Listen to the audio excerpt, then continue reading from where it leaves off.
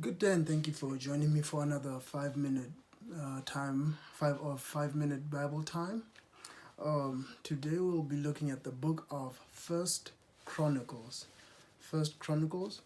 Now this is an interesting book, and I wanted to try and summarize everything that I was able to find, and hopefully not cause any confusion. I do not think I will. So we'll be looking at, I'll give a quick overview of the book, some chapters of interest, which may be of interest, and just a little bit of additional information. Just try and fit that within this 5 minute period.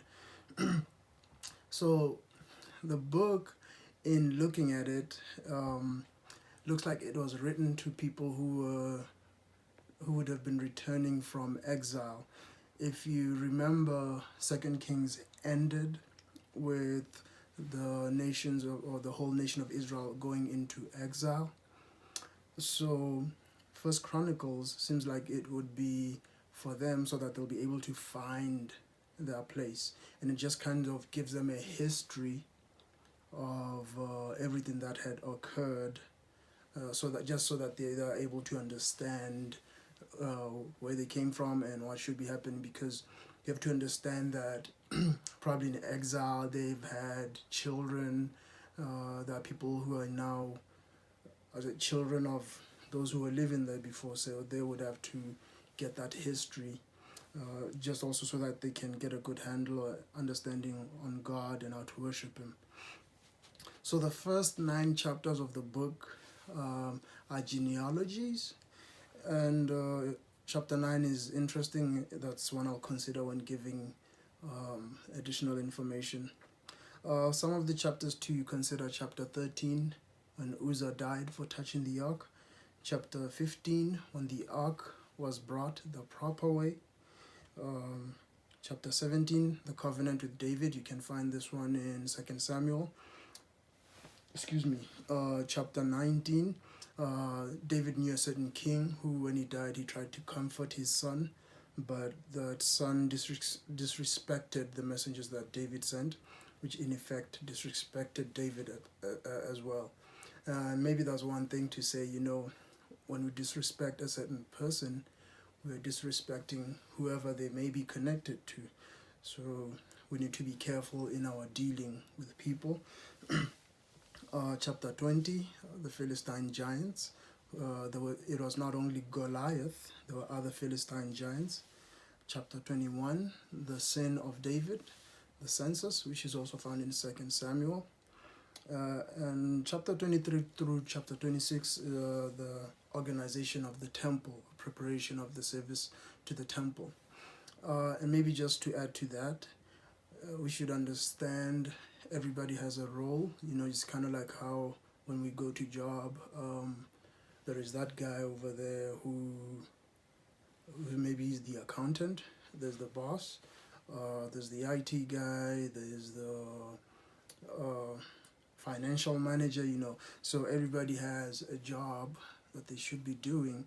And maybe that's something that may need to be taught a lot more in today's world, where especially where women are concerned. There's a lot that women can be doing in the church other than trying to step up on the pulpit. And let me just go to say, even men who preach, there's a lot more than just standing at the pulpit to preaching. So I just wanted to throw that in there. Time is running out really quickly. So those genealogies would help those people to understand maybe what families they come from, what part of the land they should be going to, where they should be staying. You can imagine if you didn't know your own parents, or maybe you come to a land and you're told you have an inheritance. A genealogy might help so that you understand, okay, this used to belong to my forefathers, so this now belongs to me. I need to be over here, So that's what the genealogies would help with.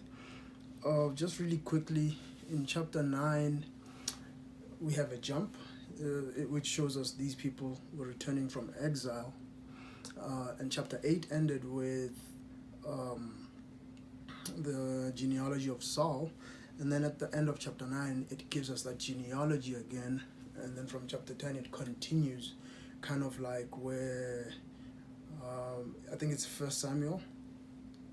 Yes, First Samuel, towards the point where Saul becomes, or the death of Saul, I should say.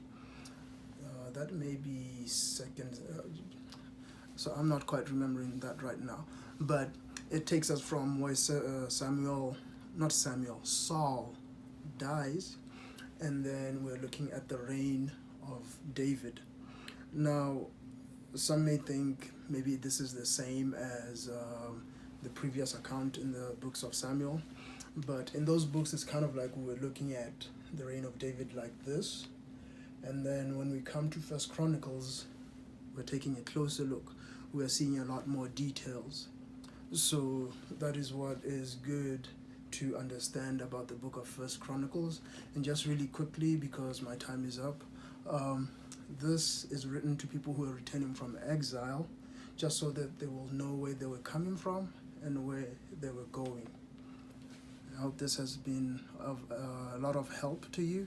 And if there's anything you'd like for me to add or do differently, and I may be trying a few new things in the next few coming videos, I'll just see how that goes. But I hope you enjoy your Bible time. Thank you.